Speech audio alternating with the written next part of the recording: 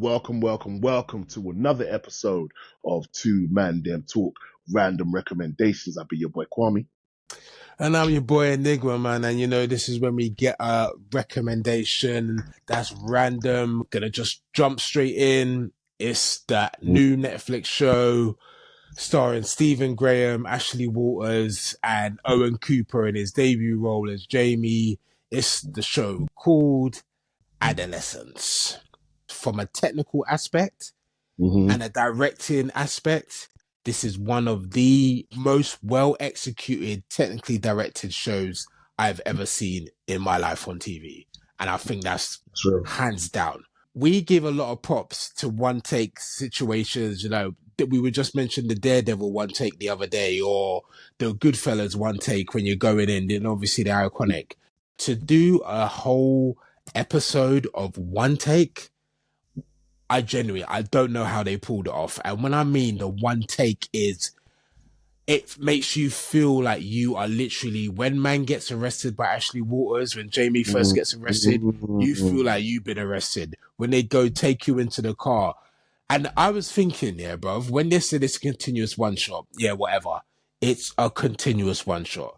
You don't see the seams. You don't see the, okay, you made it go into a cupboard and then come back out. And come back out. No, that shit is real. When man gets arrested, comes out his room, goes into the car, you see the car driving, the time it must have took them to drive to the police station is the exact time. It's literally playing out in real time. The first episode just gets you from when he goes into the police station. The language and everything, how they speak, the dialogue, it's so realistic. Even like when he's getting his blood test and how the nurse speaks to him, like, you're just going to feel a little prick, blah, blah, blah. You ever see, if you've been for a blood test, you know how the nurse speaks. Literally, it is that realistic how the dialogue is. Stephen Graham, we've given this guy props since Snatch, they kind of get on saying. He's been the guy since Snatch, yeah? Obviously, shit like Dog. Dog. When I say, bruv, the acting in this shit, the emotion on the face, when his son gets when they're going to conduct the strip search on his son, the anger in his face, the frustration that I have to hold myself back, and you've got the score. There's not a lot of music in it. Like, the music comes in to build the tension, but in that scene you feel like man is gonna blood clot explode, because you would, brother, if that's your son. You think, what the rust? I know when you're going through this shit. Even the solicitor, how they're talking to Ashley Waters, mad realistic. That's the thing. The one take was impressive enough. The one take takes you clear, but it's the acting and the dialogue that kind of brings us to another level. And I'm not even gotten onto the story yet. Episode 2 is set in a school, bruv. It's set in a busy ass blood clot school. I don't know how the Ross they done it. It must be hundreds of extras. A school, you've got kids going by, kids getting told off, going into classroom, sitting in the classroom, coming out. There's a fire alarm at one point. The whole people, but bruv, I don't know how they done it. And the motherfuckers, I don't know how they got them to do it. They ain't looking. I saw one guy kind of peek into the camera a bit too much. Other than that, one guy.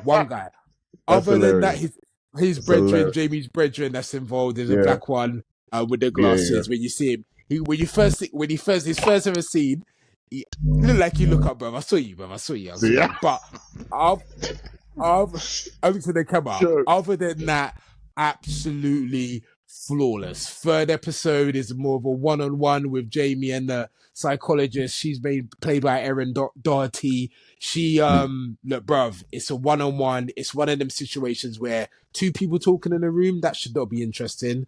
By the time you got into the third episode, it's intriguing as hell.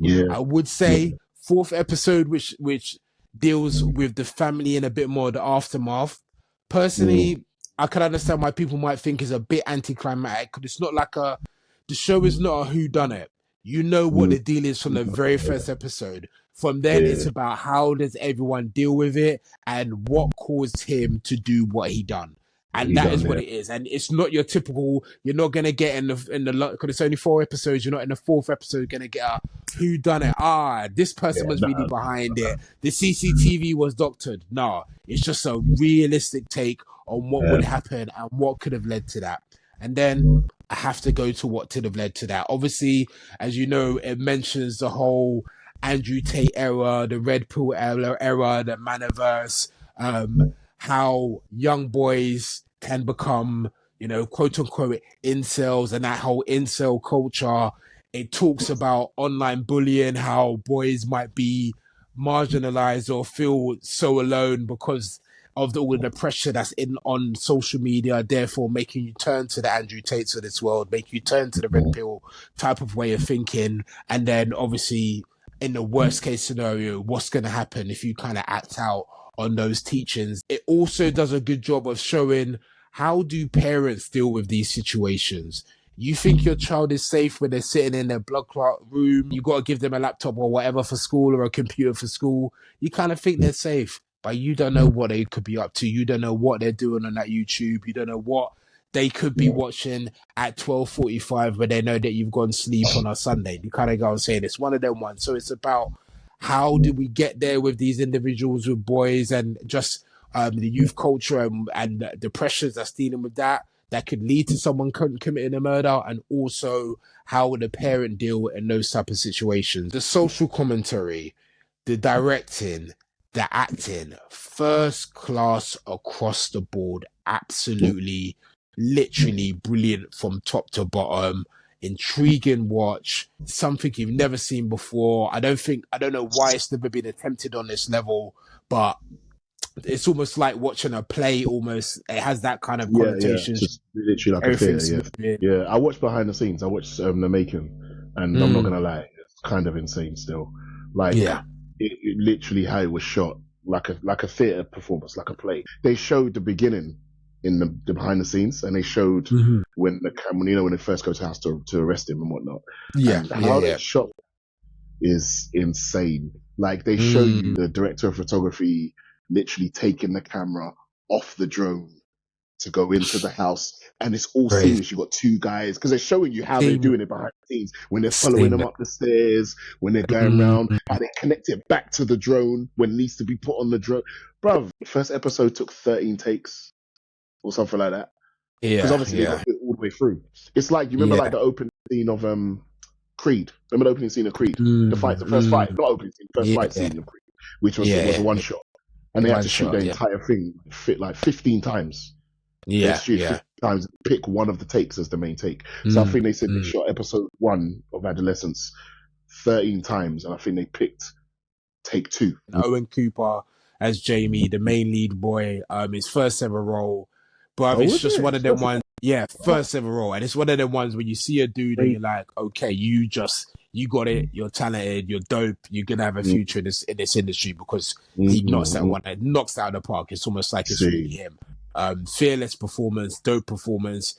As I said, Ashley Waters dope, and there's a scene, Stephen Graham and Owen Cooper as Jamie, and I'm at the end now, so there's a part where his father's believing him all the way up into this, and then you see the CCTV footage of what Jamie's actually done, and how Stephen breaks, bruv.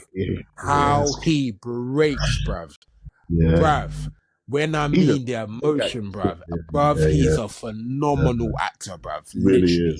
That scene, and then you got the Jamie trying to cope with, does he touch his dad? How does he respond? He's let his dad down. His dad's disappointed because his boy lied to his face. Like, bruv, so much emotion, so much tremendous, brilliant acting.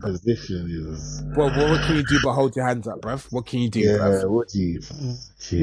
And episode 4 tackles it. So again, dope show. I couldn't recommend it higher. And I would and again, a very important message for young men and adults, parents, whatever situation you're in.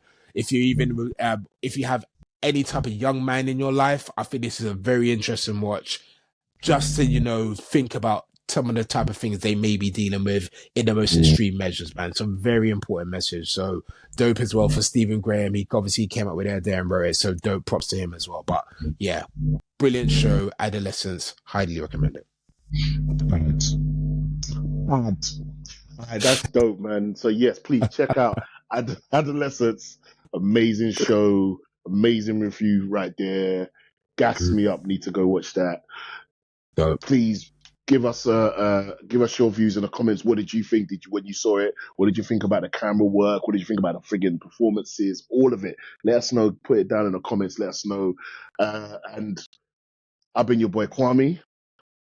And now your boy Enigma, man, and it's been our random recommendations. We out. Peace. Peace.